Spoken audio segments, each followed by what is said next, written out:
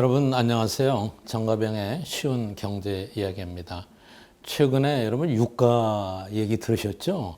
배럴당 마이너스 37달러까지 떨어졌다는 기사 보셨을 거예요. 다들 놀라셨을 거고요. 저도 이상했어요. 마이너스 37달러. 이거 어떻게 되는 건가요? 배럴당 마이너스 37불이라는 얘기는 우리가 37불을 줄 테니까 한 배럴을 가져가라 이런 얘기 아니겠어요? 그렇게 판매자 입장에서 볼 때는 수입이 안 되죠. 판매할수록 더 적자가 나는 구조인데 글쎄요. 경제학자들은 가격이 마이너스 되는 걸 별로 보지 못했어요.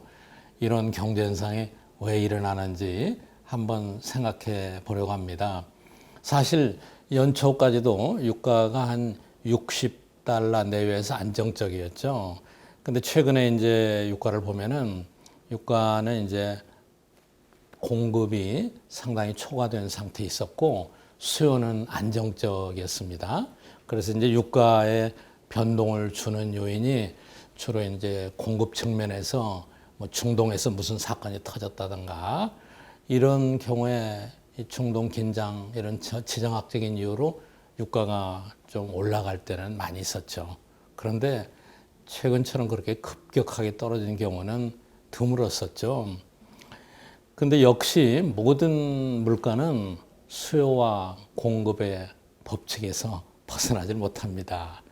이번에 유가가 폭락한 것도 좀 살펴보면은 여러 가지 이유가 있는데 우선 이제 공급과 수요 측면에서 한번 생각해 보도록 하죠.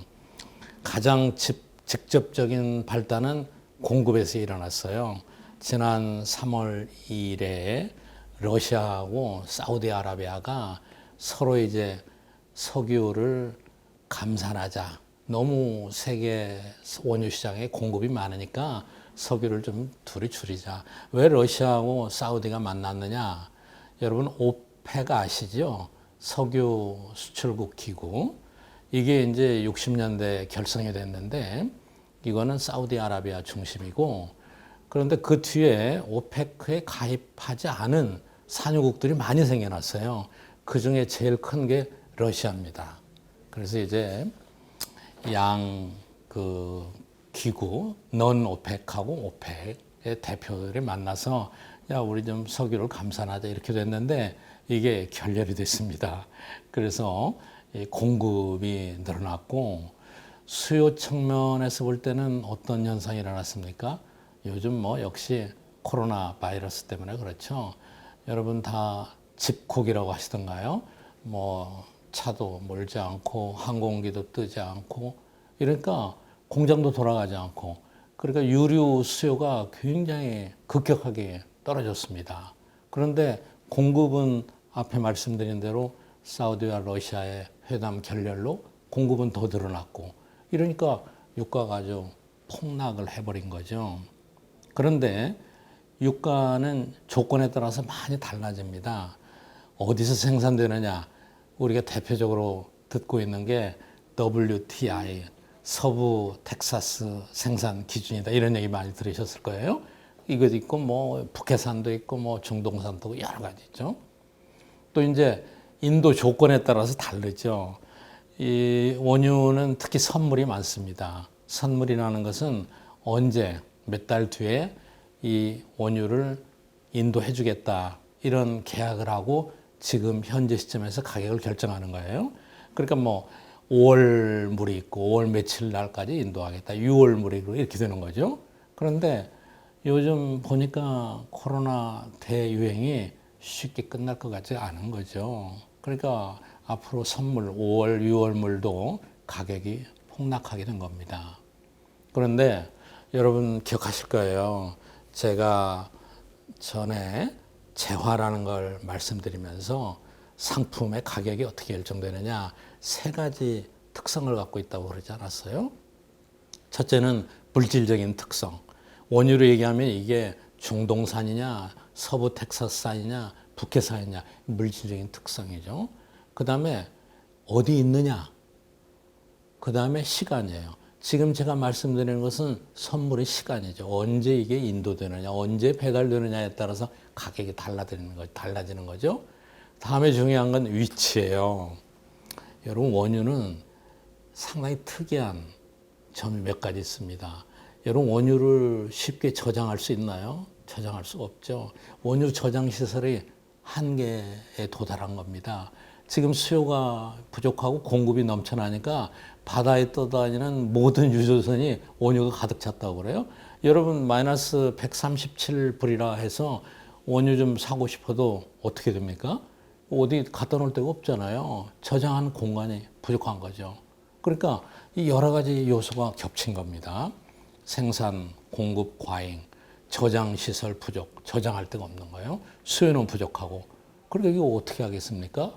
그러니까 저장 시설을 더 만들거나 더 빌리거나 어떻게 해서 저장을 더 하는 것보다는 차라리 돈을 붙여서 판매를 하는 게 더 낫다. 이렇게 해서 원유 가격이 배럴당 137달러까지 떨어지게 됐던 것입니다.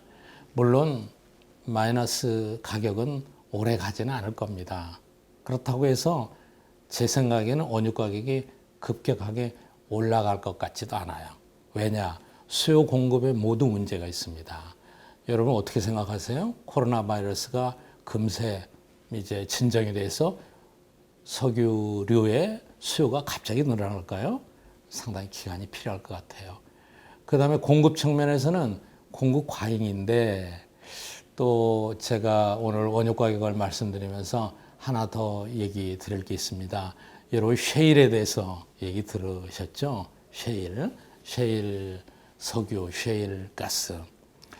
셰일은 이제 셰일이라는 안반에 압력이 높은 액체, 그런 화학약품물을 투입해가지고 그 암석에 섞여 있는 석유를 빼낸다고 그래요. 그런데 이게 기술적으로 어렵고 또 기술적으로 어렵기 때문에 생산비가 굉장히 높았습니다.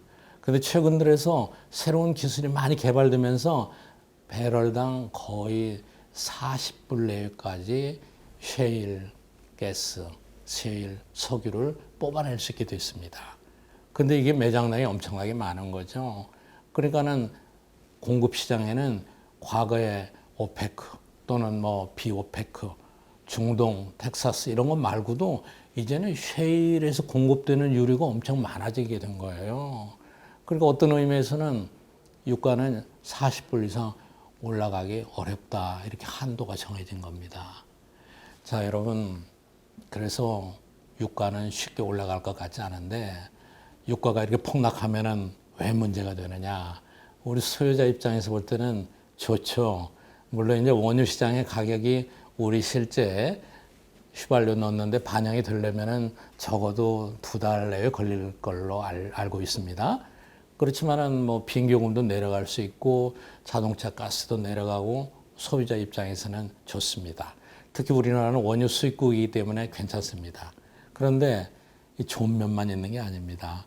지금 세계적으로는 제일 큰 문제가 되는 게 앞에 말씀드린 셰일 산업에서 어떻게 되겠습니까? 원가가 40불 내외인데 요즘 유가 10불 내외, 20불 내외에서 도저히 버틸 수가 없죠. 엄청나게 많은 부도가 날 거고 이렇게 되면은 특히 미국의 셰일 산업이 발달되어 있는데 엄청나게 큰 타격을 받게 될 겁니다. 또 유가가 내려가면은 산유국들, 중동은 물론이고 그러나 중동은 오래전부터 부자 나라들이었기 때문에 비축한 자금이 많죠. 문제는 남미죠. 멕시코, 아르헨티나, 브라질 다 산유국들이잖아요. 예전처럼 또 구제금융 신청하고 상당한 위기에 직면하게 될 겁니다.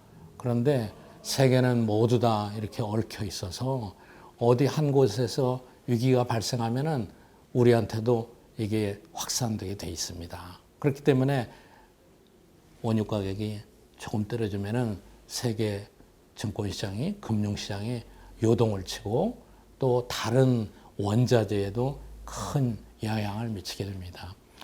여러분, 모든 재화는 항상 가격이 갑자기 올라가거나 갑자기 내려가게 되면은 엄청나게 많은 충격을 가져옵니다. 그래서 가격은 항상 어떤 재화든 간에 안정적으로 올라가도 점진적으로 내려가도 점진적으로 이렇게 움직이는 것이 경제에 가장 바람직한데 최근과 같이 국제 원유 가격이 폭락하는 것은 우리 개인 소비자한테는 단기에 지금 당장은 좋을 수 있지만은 여러 연쇄적인 파급 효과를 거쳐서 우리 경제 자체에도 엄청나게 큰 충격을 줄 가능성이 있습니다. 그렇기 때문에 미국에서도 원유 비축량을 급격하게 늘리고 또 이제 뭐 이란에서 공격이 오면은 미군이 이제 중동에서 바로 이 반격을 하라고 대통령이 지시까지 했는데 그 이유는 뭐예요? 중동의 긴장 상태가 돌아오면은 다시 유가가 올라가는 거죠. 그래서 석유류도 가격이 안정되는 게 바람직할 것 같습니다. 여러분, 경제 현상은 어떤 때는 전혀 예기치 않은 일이 생겨나게 되는데 최근에 유가가 마이너스로 내려간 것 같고 또 역사상 보기 드문 사례가 우리 현실에 등장한 것 같습니다. 여러분 감사합니다.